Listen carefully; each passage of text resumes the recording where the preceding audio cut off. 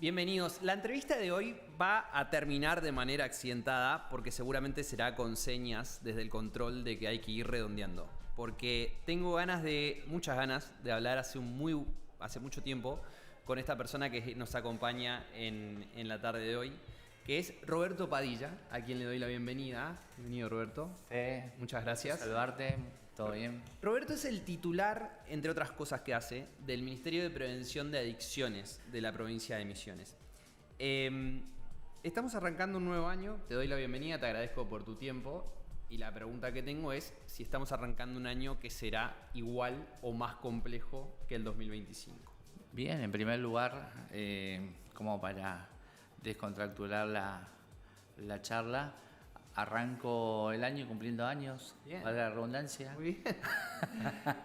Qué mejor presagio que ese. Claro, entonces un tiempo de mucha expectativa y con esa expectativa también de un año más, también disfrutando de esta nueva etapa que sin duda será compleja, será difícil, teniendo en cuenta lo siguiente, que el tema de las adicciones y la salud mental son temas que no vienen desde ahora con una relevancia. Quizás ahora lo que se ha logrado es visibilizar y ponerlo un poco más sobre la mesa, algo que durante muchos años fue tabú y que quizás ese para mí fue el gran impedimento de que mucha gente llegue antes a la búsqueda de la ayuda, por todo lo que implicaba la estigmatización a una persona que transitaba un consumo.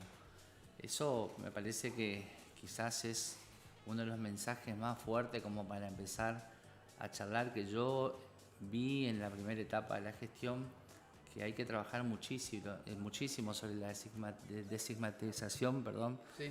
Y la otra cosa, que también no hay que tenerle miedo a hablar del tema. Bien. ¿Es tabú hablar de drogas? Sí, total. ¿O lo era? Sí. Y la pregunta que tengo es, ¿desde el Estado era también tabú abordarlo? Yo creo que Misiones en ese sentido toma un rol protagónico desde el año 2019, fin del 2019, principio del 2020, cuando crea esta Secretaría de Estado con rango de ministerio y lo pone sobre la mesa al tema.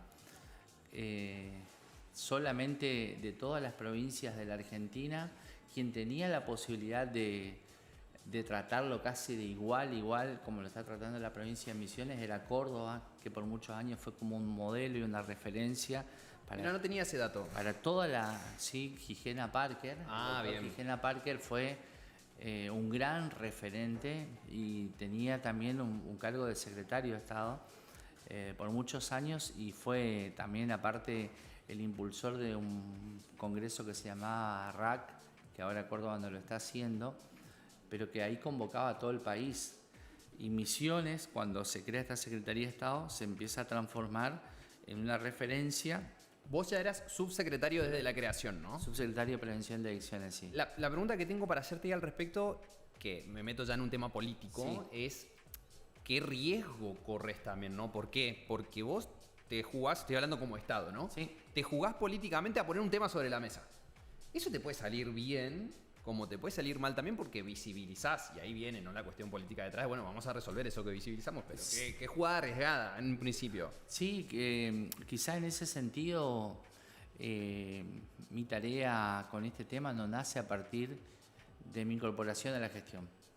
Yo vengo trabajando con este tema incluso desde el año 2010, 2011, cuando arrancamos en ese momento con un grupo de voluntarios allá por la zona del barrio San Isidro, en la zona de lo que era el ex barrio Robin, que luego después la gente fue relocalizada por la entidad binacional. Entonces empezamos a trabajar siempre acompañando, siempre involucrándonos.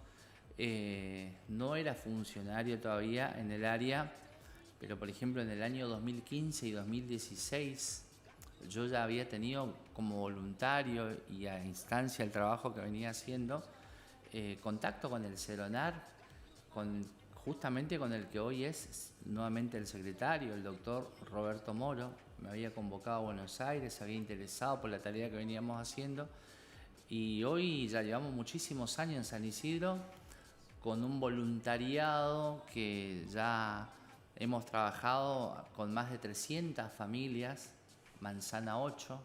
El sábado pasado tuvimos el cierre de las actividades del año, siempre desde el voluntariado. Y obviamente que la incorporación al Estado formalmente en un cargo en el Ejecutivo, retomo tu pregunta, obviamente que genera una enorme responsabilidad y uno sabe que se juega muchísimo al estar en un lugar tan sensible y tan complejo como es este. Pero ahí también, Fede, te tiro algo que me parece muy importante analizarlo. Cuando trabajamos con el tema de las adicciones, no solamente tenemos que mirar a la Secretaría de Estado como parte del área que trabaja en el tema, sino que esto es la conformación de una red y es sumamente valioso eso, entender que esto es una red y que obviamente me parece que el mayor desafío que tengo yo, y ahí sí, más allá de los resultados, que también de eso después lo podemos hablar quizás más adelante, algunas cosas no van a ser medibles al corto plazo, porque si hablamos de prevención, no podemos medir la prevención en 2 o 3 meses. Vamos a hablar de los resultados y vamos a hablar también de los otros actores de esta red. Bien. La pregunta que yo tengo ahora es Barrio San Isidro. Sí. Periodo 2010 al 2015, Barrio San Isidro hoy, y te invito desde la gestión provincial que llevas a cabo, que me traigas también otros barrios de Posadas o del interior. ¿Han mutado las adicciones? Sí, totalmente. Nosotros cuando empezamos a trabajar en ese lugar, quizás una sí sigue prevaleciendo, que es el consumo del alcohol. Okay. O sea, siempre el alcohol ha estado, y también te voy a compartir. ¿Es verdad que es la más naturalizada? Ahí está el tema. O sea, estamos hablando de una sustancia, primero de todo legal, segundo de todo muy naturalizada, o sea, para el uso que quiera, social, para el tercer tiempo. Venimos de pasar Navidad, Año Nuevo. Entonces, lastimosamente creo que eso también habilita y da la pauta a mucha gente que como es legal, está habilitado y no genera absolutamente ningún daño. Y obviamente que hubo una mutación donde en ese momento quizás una de las sustancias que más se consumía era la marihuana, pero hoy sabemos que ha entrado no solamente la marihuana, la cocaína ha entrado con mucha fuerza, pastillas, también... Drogas sintéticas, digamos.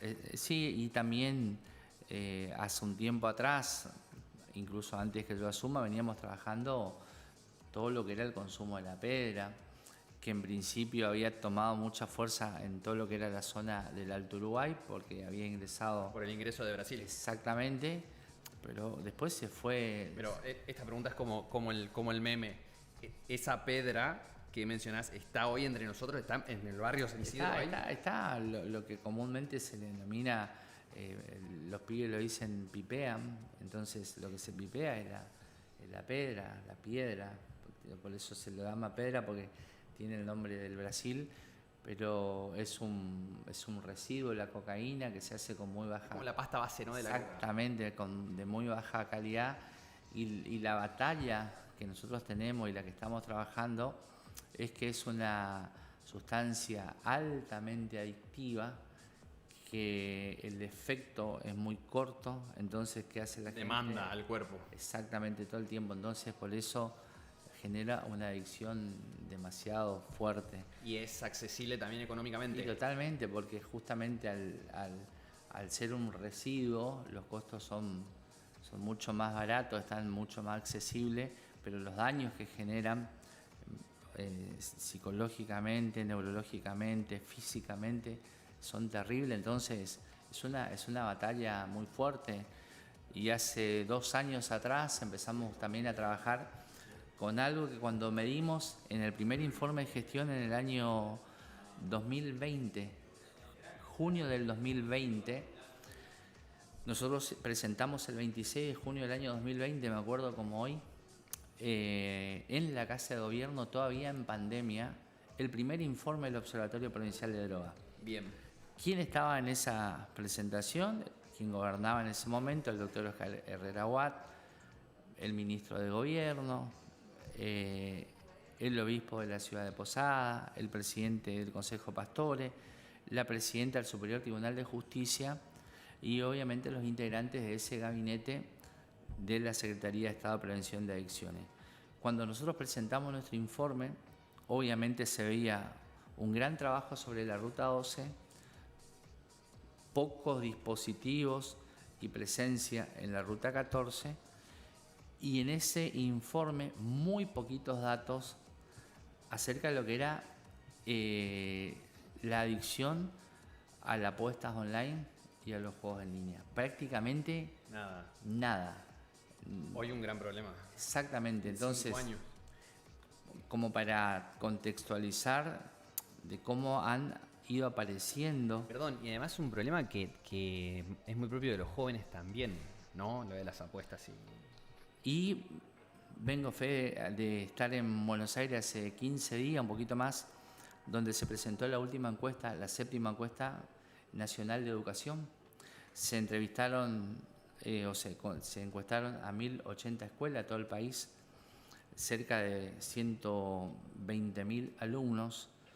Y una de las cosas que nos ha sorprendido a todas las provincias que hemos estado ahí es que, en primer lugar, hoy ya ni siquiera está el alcohol, están las bebidas energizantes, desplazaron al alcohol a un segundo lugar, pero aparece en un tercer lugar el vapor, el consumo de vapor.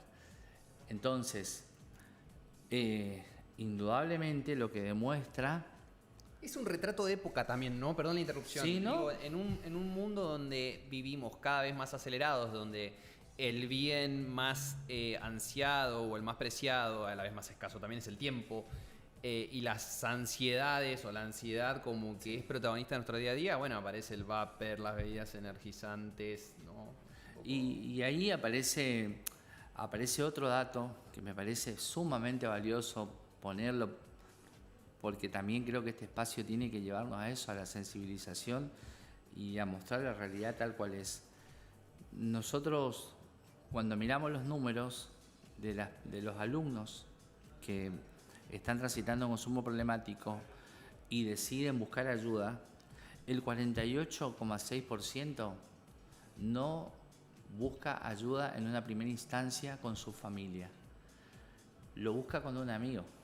O sea, encuentra mucha más confianza en un amigo Sí.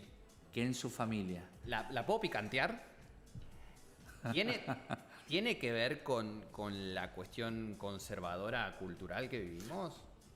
A ver, si hay algo que caracteriza a la familia como principal institución, por ahí yo me voy un poco para atrás con el tiempo. No es propio de nuestra generación, sino de nuestros viejos. Era un poco el ocultamiento de la cuestión, ¿no? Me encanta esa picanteada porque me da pie a esta respuesta. Creo que sí, porque justamente nosotros tenemos que seguir trabajando en no estigmatizar y que nuestra mirada no sea una mirada ni punitiva, ni sanitarista, sino que sea una mirada de que del otro lado hay un sujeto de derecho que por alguna razón está encontrando en una sustancia lo que no puede encontrar en otro lugar.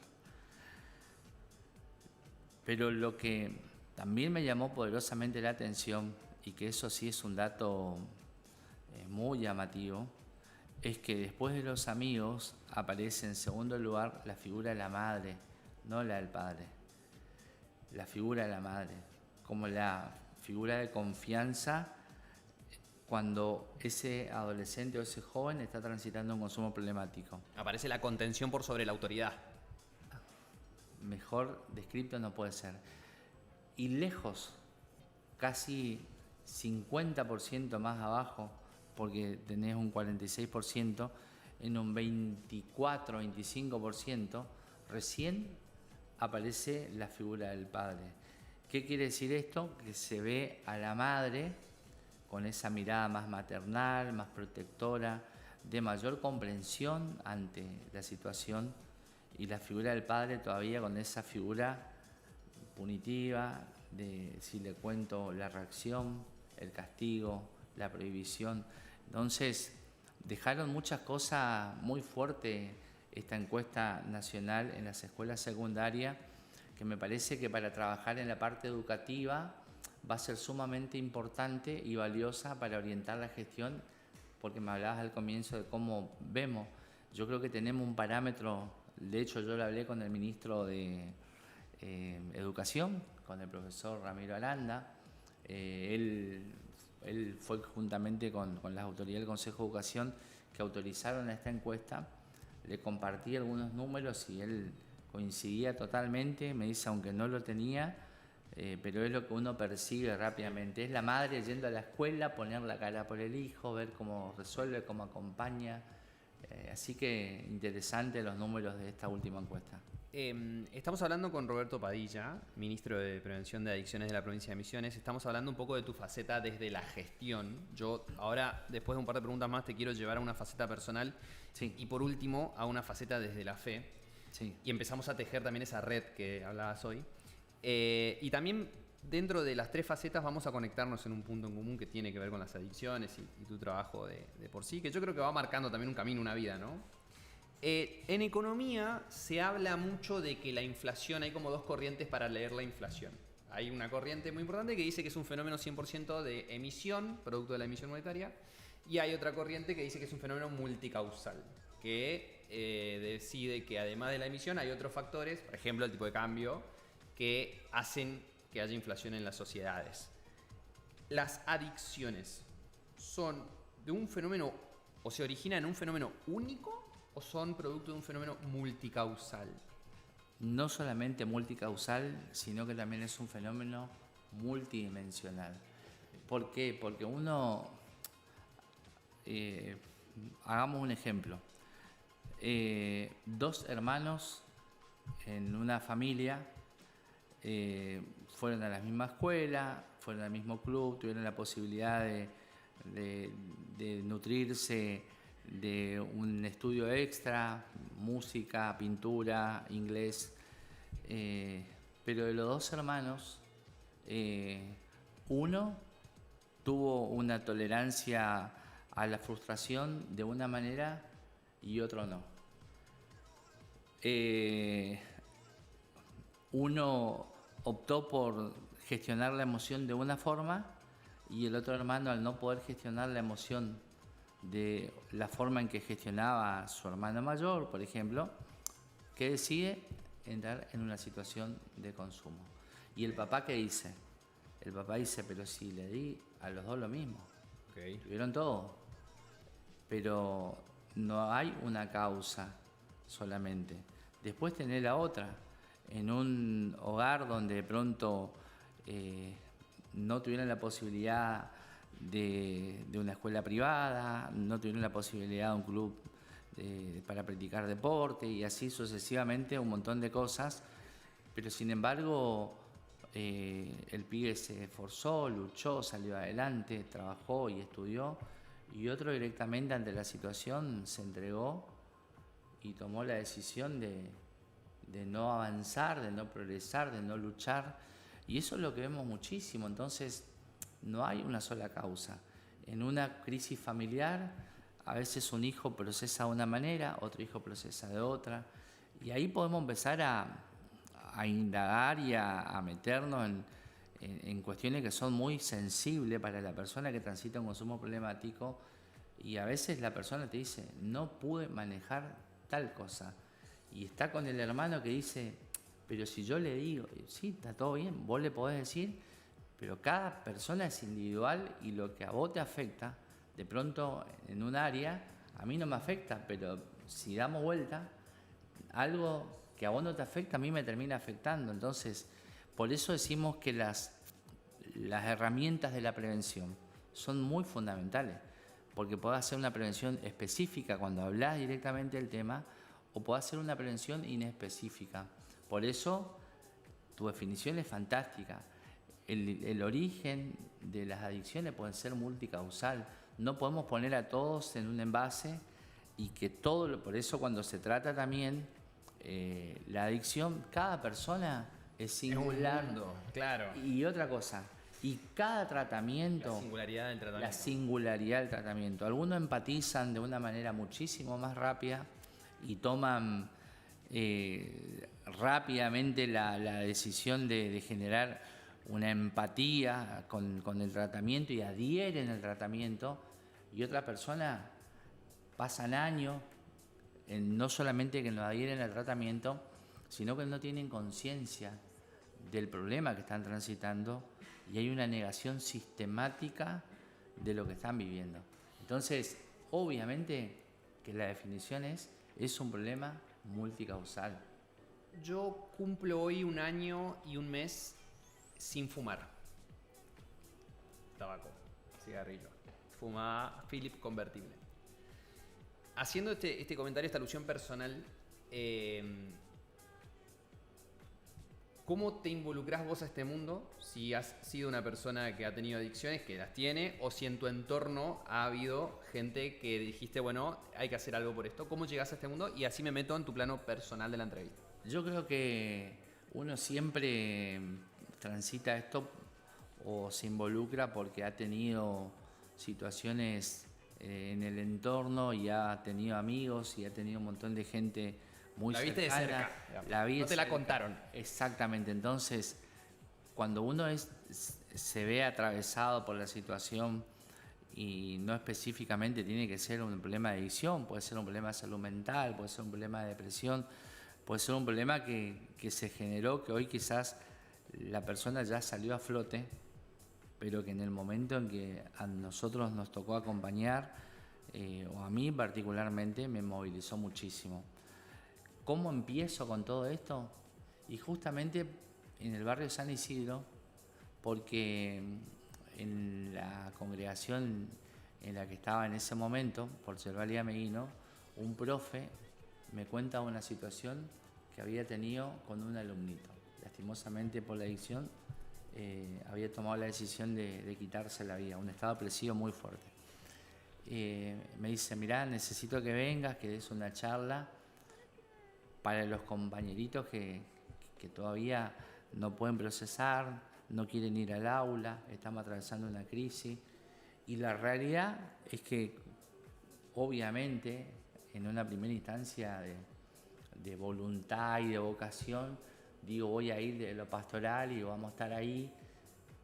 Pero cuando vos te vas a una charla y te encontrás con la mirada de pibes de 14 años devastados, que están esperando que vos le digas algo, y que a la vez te das cuenta que hay cosas que todavía vos no tenés del todo ordenada y del todo sana, te das cuenta que necesitas incorporar herramientas. Entonces lo hice, estuve, acompañé, pero digo, acá tengo que ir por un paso más, acá hay que formarse, acá hay que buscar ayuda, acá hay que capacitarse. Y fue cuando empecé a tener mis primeros contactos. En ese momento era Subsecretaría de Prevención de Adicciones y funcionaba en la órbita de salud pública, donde me acerqué a pedir una capacitación para todos los voluntarios que iban al barrio San Isidro. Así arranco. Entonces, cuando me dicen en qué barrio vamos a hacer la capacitación, le digo, no es un barrio, es un espacio físico, una comunidad de fe. Me dice, no hay problema. ¿Y cuántos van a haber? Y yo calculo que vamos a ser unos 15, 20 los voluntarios. Para sorpresa mía, cuando hicimos esa primera capacitación, ya por la avenida López y Planes, 2742, 80 personas se estaban capacitando. Y así arranqué. Y fue una cuestión que fluyó. Hoy te preguntaba sobre si había mutado la adicción. Ahora que estamos en otro plano, la pregunta que tengo es, porque volvimos al 2010 y hoy estamos 15 años después, y te pregunto si ha mutado la percepción también sobre las adicciones. Y acá entra cuánto ha mutado o no la cuestión de estigmatizar. Yo me imagino, creo que la misma gestión pública habla, ¿no? Al decir, antes había una subsecretaría que funcionaba dentro de un ministerio, estamos hablando de cuestiones de salud pública de todas formas, y hoy hay una envergadura un tanto más grande. Bueno, acá ya tenés un primer approach hacia la respuesta. Ahora, y acá esta pregunta no te la hicieron nunca, me juego. Porque es polémica, vamos a ver cómo se da el desarrollo. Es si salimos de esa estigmatización tan brutal, ¿tiene que ver con el aumento a las adicciones en el mundo? No sé si se entiende la pregunta. Como hay una línea de libertinaje y de libre albedrío y de todo, ¿ok? ¿Colabora, no colabora? ¿Van de la mano? ¿Son carriles totalmente distintos? Buena pregunta. Seguro no te la hicieron nunca. No sé si es buena o mala, pero seguro no te la hicieron nunca, por lo menos al aire. Buena pregunta. Y también me pasa esto. A ver, no sé si va a responder tu pregunta, pero está buenísima, pero voy a tratar de responderte con esto. Mucha gente me dice, al final están trabajando, están haciendo un montón de cosas y parece que no se ve el resultado y no se ve el avance, el trabajo de ustedes. Y yo sí digo que sí se ve. ¿Y cómo se ve? Porque si antes no se hablaba, mucha gente que hoy busca ayuda no la buscaba. Entonces, el problema de la droga no es un problema de Misiones solamente, es un problema de Argentina y un problema mundial. Sí. El opio... Sí, tiene siglos. Tiene siglos, entonces... y ahí podemos entrar en un montón de cosas que... Bueno, el cannabis es mucho más antiguo. Por eso, entonces, y en algunos lugares es parte de una cultura, entonces... pero volviendo a la provincia de Misiones, yo digo... obviamente que uno cuando empieza a escuchar los pedidos de ayuda, el aumento, la demanda de los intendentes, de las comunidades de fe, de los barrios, de los clubes de fútbol. Tuvimos una capacitación, Fe, hace 2 semanas con el personal de servicio del Consejo General de Educación de toda la provincia. Bien. 860 personal de servicio de toda la provincia se han capacitado. ¿Pero por qué capacitamos al personal de servicio? Porque decían, nosotros le conocemos cuando llega cabizbajo, cuando llega desanimado, cuando llega frustrado, por la mirada sabemos si estuvo consumiendo a la noche, el alumno, bueno. Entonces, pero ahora busca ayuda y nosotros no sabemos cómo ayudarlo. Entonces, obviamente que cuando vos empezás a sensibilizar del tema, cuando vos haces las campañas de sensibilización, la campaña de prevención, parece que los casos explotan y es parte de esa campaña. Ahora, con el tema de la sustancia, si no se habla del tema, ¿cuánta de esa gente puede llegar a quedarse en el anonimato creyendo que a nadie le interesa su problema, que no puede confiar y compartir a nadie lo que está atravesando? O en el peor de los casos, que los alumnos dijeron que los amigos son los primeros en los cuales confían para... ¿Y cuánta gente no tiene ni siquiera un amigo? Vive en la más absoluta soledad. Aparte pienso que es un ciclo que se retroalimenta, ¿no? Porque la adicción te va dejando también un poquito aislado, ¿no? O sea... Entonces, es cierto que uno puede sentir esto de lo que decía, del consumo desmedido, del crecimiento de la sustancia, que de hecho es real, no lo escondemos, por eso los números están a disposición de toda nuestra página, pero también empezó a crecer la visibilización del trabajo con un montón de gente que antes no se involucraba. Y te termino de dar un ejemplo, el personal de servicio. Sí. Terminamos el jueves pasado en el Polideportivo El Saimán con 200 personas que son personal de servicio capacitándose en prevención de consumo problemático. Cuando son personas que muchos de ellos trabajan en la cocina, otros pasan con el escurridor, el trapo de piso y la escoba todo el día en una escuela, arreglando un foco, un cable, pero vieron la necesidad de formarse porque saben que pueden ser ayuda para un alumno que está transitando un consumo. Entonces, quizás eso es la esperanza de que en algunos años más todo este trabajo que hoy se viene haciendo, el resultado pueda ser favorable. Tengo un par de preguntas, sí. Mito, realidad. O sea, te voy a tirar la frase y vos me decís cuánto de real tiene y cuánto de mito. La primera es para meternos en esta reina de las adicciones por los sentimientos encontrados que genera. ¿Sabes de qué te hablo? La marihuana. Sí. ¿Es mito o realidad que es la puerta de entrada a otras drogas? Mito. Bien. Por lo general, el consumo o el policonsumo se da por las sustancias legales. Por eso cuando uno va a los números de las sustancias legales, y agradezco tu valentía decir hace un año y lo tenés contabilizado. ¿Por qué? Porque en el momento en que dejaste de consumir tabaco, también habrás notado un montón de cosas personales que han cambiado en vos, desde situaciones de salud, de Del gusto de la comida. del gusto de la comida, un montón de cosas. Bueno, entonces, por lo general... Y es más, no me considero no fumador, eso es lo más como loco. No sé si está bien, mal, lo tiro también sobre la mesa. Porque sabés que es algo que está ahí. Claro, no me considero no fumador. Que está dando vuelta todo el tiempo y que tenés que cuidarte para... Tipo, no, hoy no fumé. Y así va. Bien, yendo, le va día al día. Entonces, obviamente que a veces se habló de que la marihuana era la puerta de acceso. Para nosotros, el alcohol por lejos sigue siendo la primer sustancia que muchas veces va acompañada por tabaco, por marihuana, por pastilla. Entonces, sí se habla, se dice, pero para nosotros eso es un mito. O sea, el policonsumo se puede dar y no necesariamente la marihuana es la puerta de acceso. Hay muchos factores, y sigo con la marihuana, ¿Sí? pero hay muchos factores en términos generales que puede aplicarse a todo tipo de sustancias y también todo tipo de adicciones que tienen que ver con la negación, que tiene que ver con el, por ejemplo, no sé, yo me fumo, tomo o consumo solo los findes, o solo después de salir con amigos, no sé, como que lo tenés controlado. Parecería ser que eso es, lingüísticamente hablando, un fenómeno de negación hasta ahí. ¿Qué lugar ocupa en ese plan semántico, pero saquémoslo de la cuestión de la literatura, el consumo recreacional de cannabis o de marihuana, mejor dicho? Se habla mucho de eso y de hecho un país que ha generado la libertad de poder hacerlo y ha legalizado como Uruguay. Claro, al lado nuestro. Está al lado nuestro. Tengo muchísimos amigos en Uruguay, de hecho he tenido la posibilidad de conocer Uruguay, de estar y he hablado con gente que está en el ámbito de la política y gente que no está en el ámbito de la política. Pero que es una legalización igual que no es como la del pucho siquiera. Bien, entonces... De farmacia y registro, ¿no? Sí, pero no lograron el resultado que esperaban. Ok.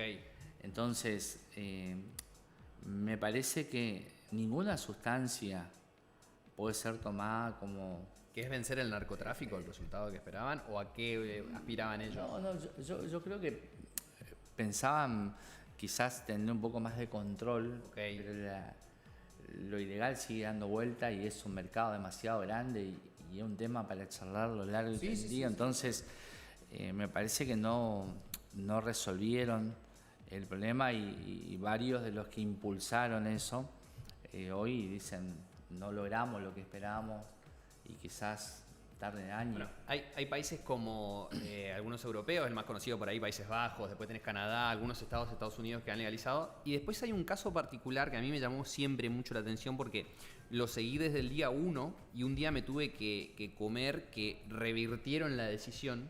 O sea, hubo un tiempo que yo repetí algo que ya había dejado de ser real, que fue el caso de Oregon. No sé si lo escuchaste alguna vez, es un estado en Estados Unidos que lo que hizo fue, ponele que 2019 legalizó... Y después volvieron para atrás. Legalizó todo tipo de estupefaciente, pero todo tipo de estupefaciente en consumo personal. Onda, hace lo que se te cante. Bueno, lo que parecía como muy, sin lugar a dudas, disruptivo, lo fue, pero tuvieron que dar marcha atrás porque nada, se descontroló todo, no pudieron ir contra los objetivos que perseguían, no sirvió para nada. Bueno, los países que lo hicieron con marihuana, yo no conozco caso que haya todavía vuelto para atrás. He escuchado a varios médicos donde justamente hablaban acerca de esto, de que la marihuana no puede ser tomada como una sustancia recreativa, porque mucha gente con una predisposición genética, en el primer consumo de marihuana, despertaron un brote psicótico. Entonces... Heavy. Muy. Entonces... Pero lo que planteás, digo, ¿no? Heavy. Es totalmente, pero es real, pasa. Entonces... obviamente que esos profesionales tienen una postura muy tomada en cuanto a que no puede ser una sustancia como la marihuana utilizada para algo recreativo. Entonces, Eh, por otro lado, se está hablando muchísimo del cannabis medicinal y hay toda una... Bueno, Misiones está trabajando. Exactamente, entonces... Pero bueno, antes de irnos, vuelvo a lo de los médicos, me parece interesante, suscribe más, pero también sos consciente de que hay una corriente de la medicina que sí la... Totalmente, Okay, totalmente, sí, totalmente, y de hecho vengo leyendo bastante sobre el tema, pero obviamente que nosotros no podemos ser contradictorios al tener un Ministerio de Prevención de Adicciones, pensar en otra línea hoy que no sea el trabajo de la prevención y hablar acerca de los efectos de la sustancia, entonces, que es la responsabilidad que hoy me toca. Pero entiendo que es un tema complejo, que es un tema difícil. Lo que no podemos hacer es caer en la naturalización. Creo que ahí, de cualquier sustancia que uno sabe que puede generar una adicción. Por eso nosotros decimos que cuando, y vayamos a esto, por ejemplo, a los dispositivos, no es una ludopatía, es una adicción a los juegos. O sea, es real, no es un chiste. Es una Hay que tomarla en serio. exactamente, hay que tomarla como corresponde, con seriedad. Sí. Y no puedo decir, no pasa nada. Y además con lo peligroso que es que no todos tienen en su bolsillo una cajetilla de pucho, pero todo el mundo tiene esto en el bolsillo y cada vez más conectividad y todo, ¿no? Antes de irnos del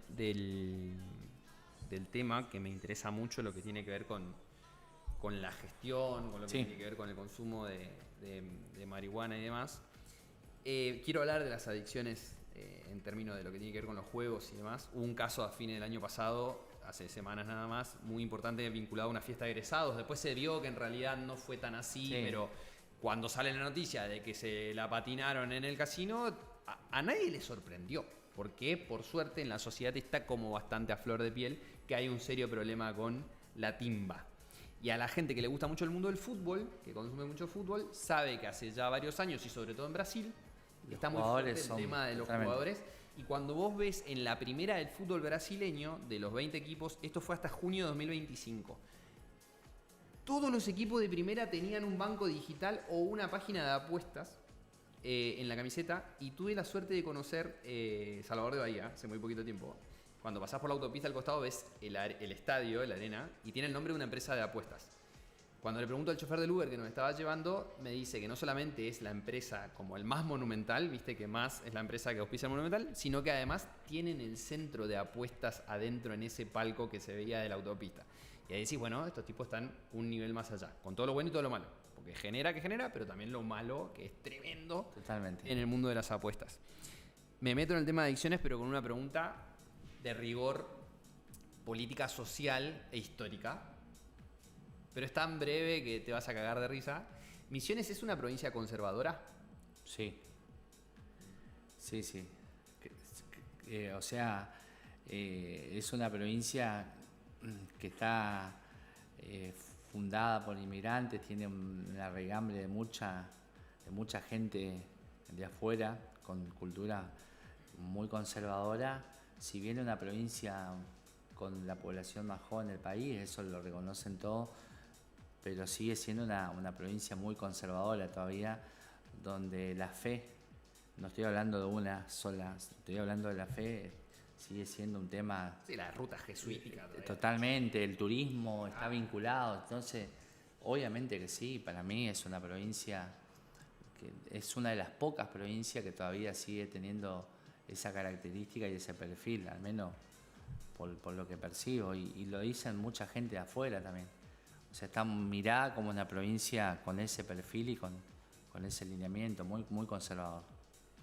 Desde ese lugar que te toca encima hoy ser parte de la gestión, con esa raigambre conservadora, ¿te cuesta sentarte a hablar con los pibes? ¿Manejás el mismo idioma que los pibes? El mismo lenguaje, ¿no? Sí, yo en ese sentido creo que no. Porque uno, quizás el lugar que me toca hoy en la gestión, aplico muchísimo la experiencia de lo que vengo haciendo hace muchos años. Yo arranqué muy joven, siendo pastor de jóvenes, justamente. Arranqué con 19 años, el liderazgo juvenil. Después, al poco tiempo, la pastoral juvenil y desde nuestra asociación trabajé como pastor de jóvenes de toda la asociación en todo el país. Y obviamente que uno va entendiendo el lenguaje, uno va entendiendo la dinámica, uno va acompañando un montón de procesos, pero quizás el momento personal más importante lo viví del momento en que me toca criar a 2 hijas. Donde obviamente que se te quemaron todos los libros. El mensaje lo tenés adentro de tu casa.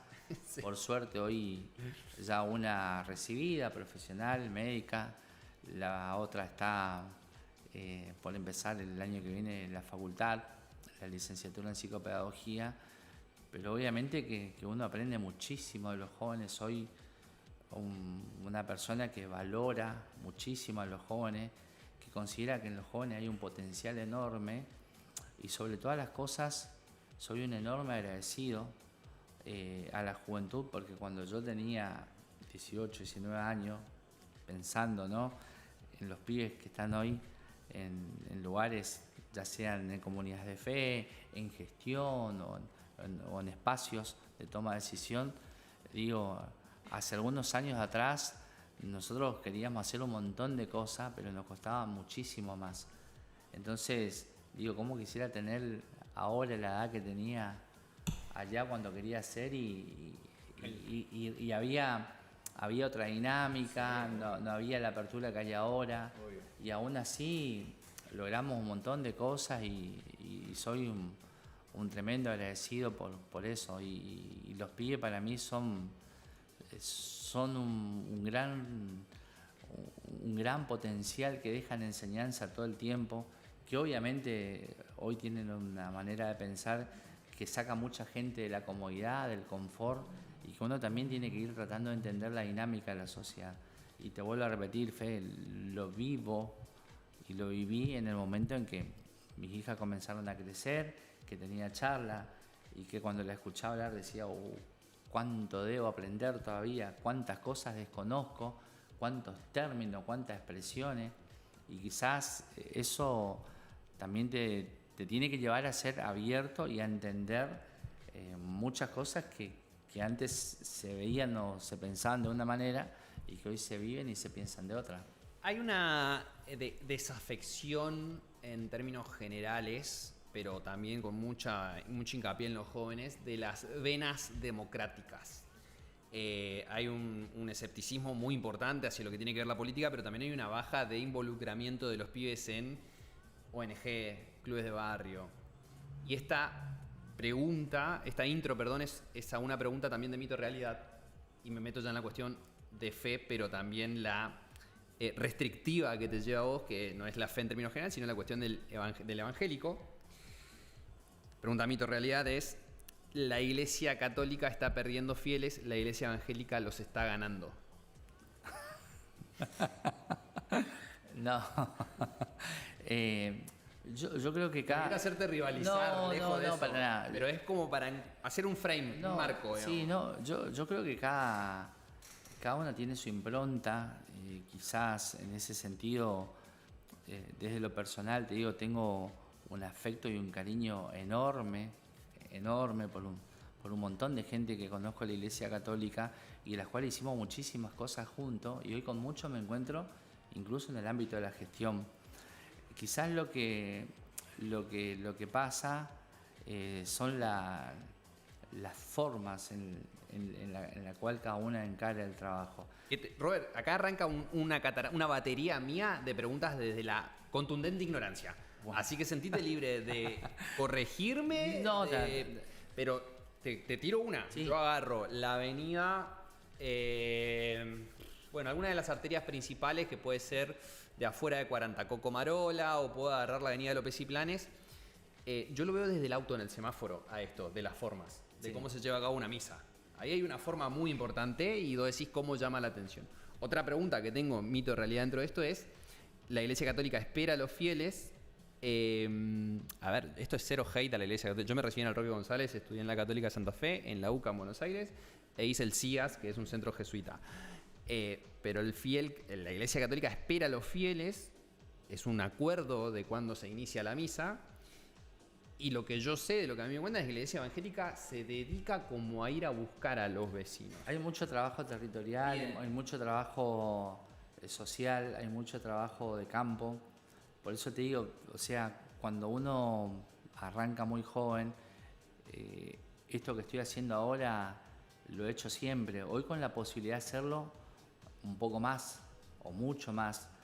Y con la misma mirada con la que el espacio político en el cual estoy hoy, que es el Frente Renovador de la Concordia, me recibió, me abrazó, me dio la posibilidad, no me preguntó de dónde venía, al contrario, decía el conductor, el ingeniero Rovira, bienvenidos los buenos radicales, los buenos peronistas, los independientes, los católicos, los evangélicos. Bueno, en ese mensaje yo tomo la decisión y encuentro la oportunidad de hacer un poco más.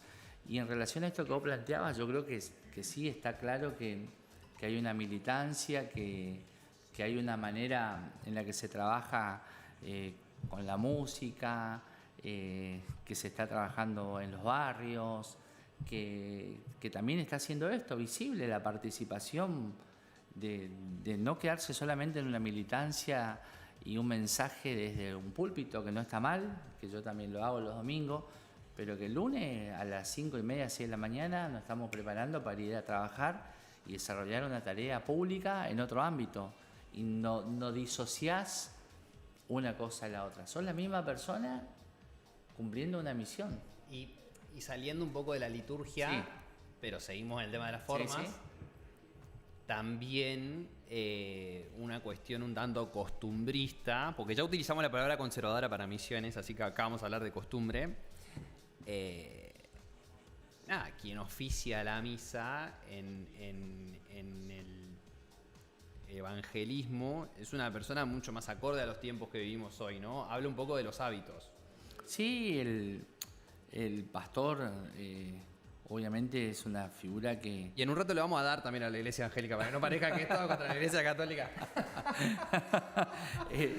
Obviamente que el pastor incluso ha ido cambiando también en cuanto a cuando uno miraba la figura de un pastor, veía una figura de una persona mayor, de varios años, había que tener mucha experiencia, mucho recorrido, de hecho eso todo es importante y sigue siendo así, pero hoy también tenemos pastores muy jóvenes, hay pastores 25, 28, 30 años y son pastores espectaculares, muy dinámicos, muy polenta, que empujan, que son abiertos, que están abriendo escuelas, que se están jugando.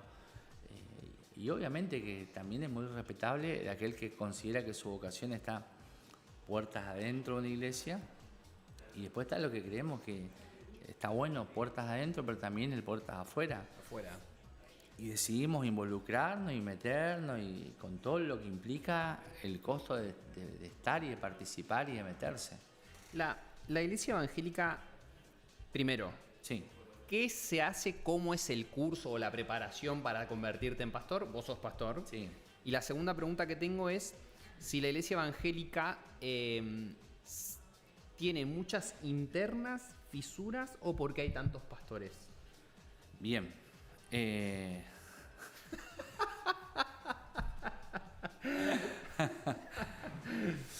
Bienvenido.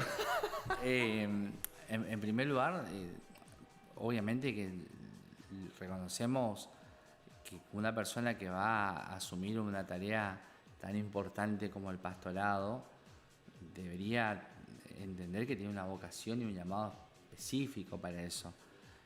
Lo que no significa de que haya un montón de gente que de pronto considera que tiene que tener ese lugar, pero no fue llamado. Eso es sumamente importante decirlo y para nosotros es claro eso.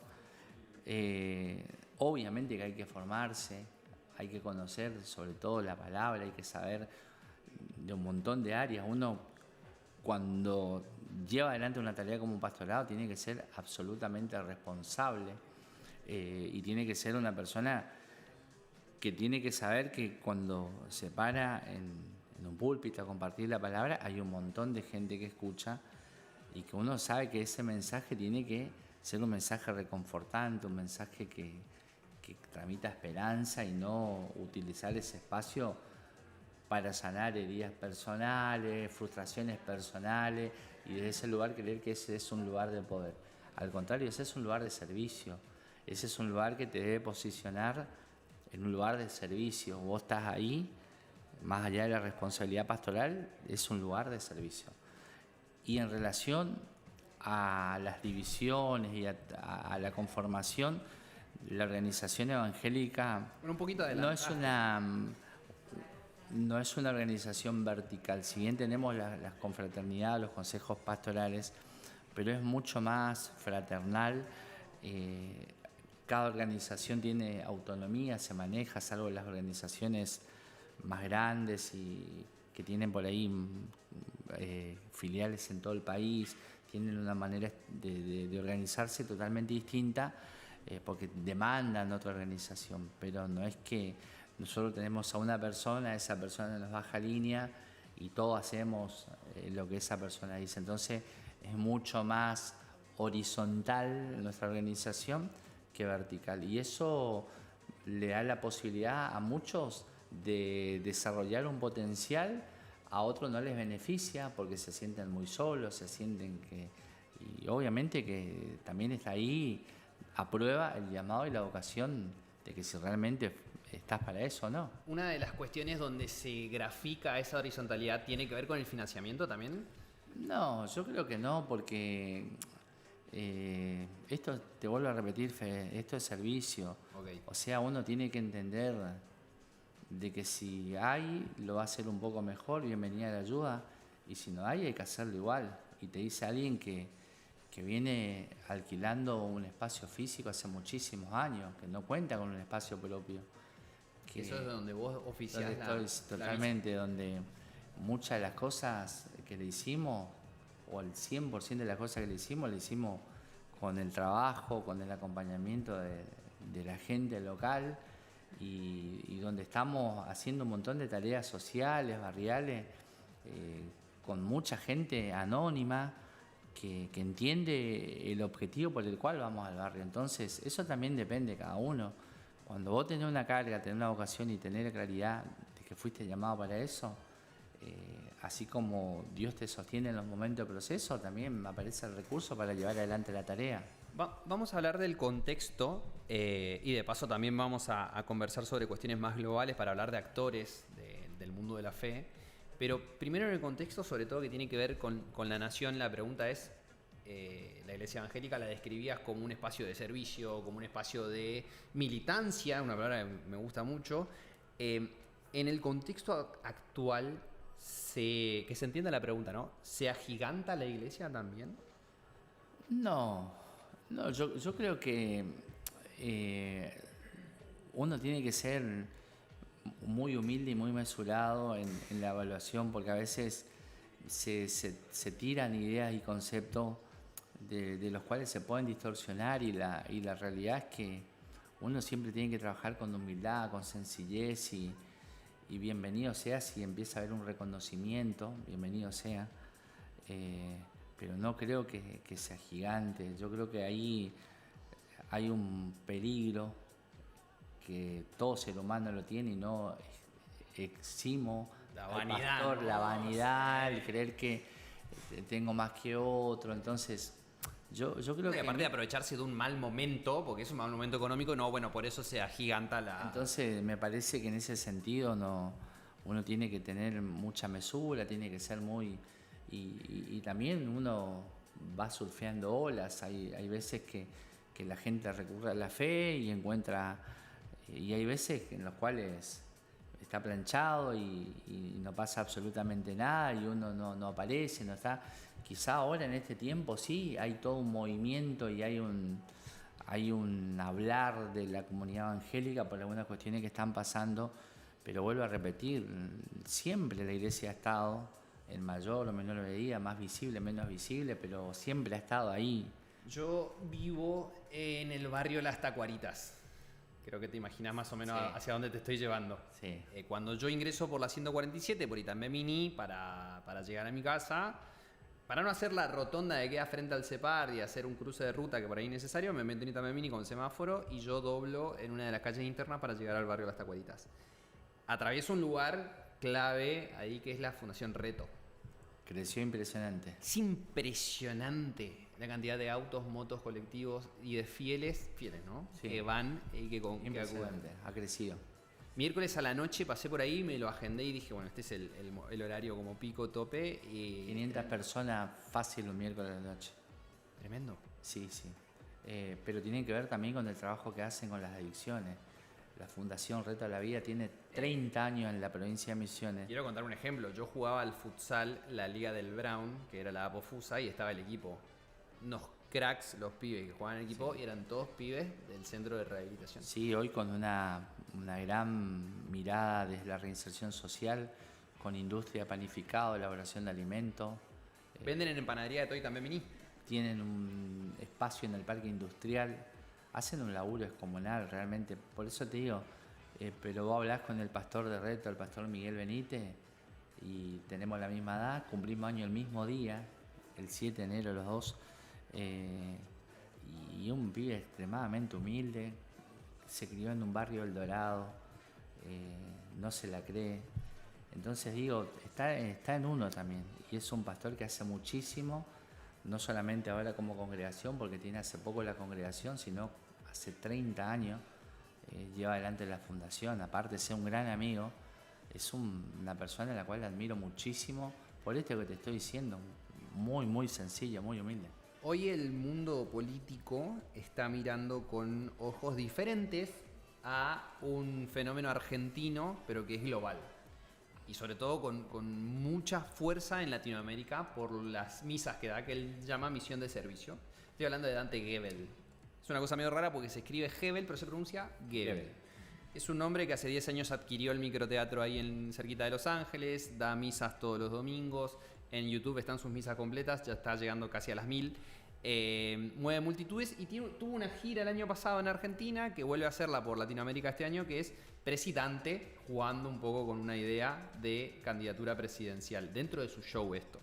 Pero resulta que hay fenómenos en el mundo, porque nosotros por ahí lo tenemos a Milei muy cerca, que sale de los medios de comunicación, pero tenemos figuras como Zelensky en Ucrania, que ha salido también de diferentes shows, y hay otros actores como Trump, que sale también del mundo de la tele, o de la empresa inmobiliaria, pero también se hace conocido por la tele. La pregunta que tengo es, ¿qué tanta fuerza le ves a este fenómeno? Porque además fue postulado por un sector del peronismo sindical en Argentina, pero empieza a conseguir adeptos. ¿Qué tanta fuerza le ves? ¿Y qué tan fuerte le ves a la iglesia en esos términos políticos también? En términos políticos, empiezo de atrás para adelante. En términos políticos, la iglesia hoy tiene a personas que son de la fe evangélica militando en varios espacios. No, por eso te hablo de la horizontalidad. Entonces, no creo que sea una persona que pueda aglomerar o juntar a todos y ponerlos de una manera vertical a todos detrás de él. Sí creo que es una persona que tiene todas las condiciones. Vos bien lo manifestaste, personas que han tenido características o singularidades que en poco tiempo construyeron y se posicionaron y hoy están gobernando un país. En el caso de Dante Gebel, si me preguntás a mí cuál sería la única traba que tendría o para decir por esto no puede ser, quizás por los años que no vive en Argentina. Ahora, es uno de los pocos pastores que recorrió el país que se conoce de punta a punta, donde va llena, no le falta conocimiento mediático, no le falta recursos, tiene un nivel de elocuencia y de discurso para gente extremadamente formada, pero también puede llegar a gente que no tiene una formación ni siquiera académica, pero, o sea, su mensaje es muy sencillo. Tiene un manejo de medios como muy poco.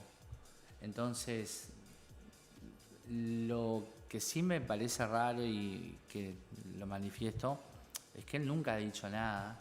Entonces podemos estar hablando de una gran especulación y donde de acá a un tiempo más él salga a decir, ¿y quién dijo? Y todos quedemos en los offside, hablando de alguien que nunca manifestó querer lo que algunas personas dicen sería bueno que quiera o que lo diga. Pero de hecho, como estamos en un país democrático, si decide hacerlo, yo creo que puede tener, a mi consideración, un montón de gente que lo vea, que vea en su capacidad. Y la otra cosa, no es que va a empezar a demostrar que puede hacer algo. Lo viene haciendo hace muchísimos años y tengo una anécdota. Yo lo conocí a él hace muchísimos años, más de 20 y pico años, y vino a Posadas y casi no lo conocía nadie. De hecho, cuando vino, estuvo en el Club Brown, estuvo en una iglesia en Villa Cabello, Tambor de Tacuarí, y la última ya... Colping. Y Colping. Y no éramos más de 200, 300 personas. Es un numerazo. Eso fue su origen, ese fue su comienzo. Está cansado de llenar estadio. En octubre estuvo en el Santa María, en el Polideportivo. Estuvo en el Santa María, llenó. Y River, Vélez, Boca. Entonces, Luna. Me parece que si lo miramos de ese lugar, está en su decisión. Pero vuelvo a repetir, después está en lo que él quiera y no hay expresión pública de lo que quiera. Entonces, me parece que... Pero sí es un fenómeno en cuanto a que se esté hablando de él ya sin que él haya dicho. Sí, es tremendo. O sea, lo que ha logrado sin hablar ya demuestra que tiene esa posibilidad y ese manejo de medio, porque con el silencio está diciendo un montón. Gracias por tu tiempo. La última pregunta que tengo: ¿dónde oficiás como pastor? Y si tenés lugar en tu templo, que lo alquilás, pero en tu espacio de misa, para no fieles, no creyentes. Si yo voy un domingo, ¿puedo participar? Totalmente. De hecho, ayer tuvimos una reunión de Navidad, muchísima gente. Tengo muchos amigos que me mandan un mensaje a las 5:30, 6. Me dice: ¿a qué hora arranca la reunión hoy? ¿Me puedo ir? Bienvenido. Mirá, necesito un tiempo. Varios amigos que son funcionarios que también van. No son parte, pero van. López y Planes 2742. Y yo creo que lo más importante, sobre todo en este año que está dando sus primeros pasos, es saber que los momentos no van a ser fáciles y uno tiene que prenderse de lo que cree que le va a ayudar. Y si eso es la fe, bienvenido sea. Bien. Este año voy a ir. Gracias, Robert. Muchas gracias, Fede.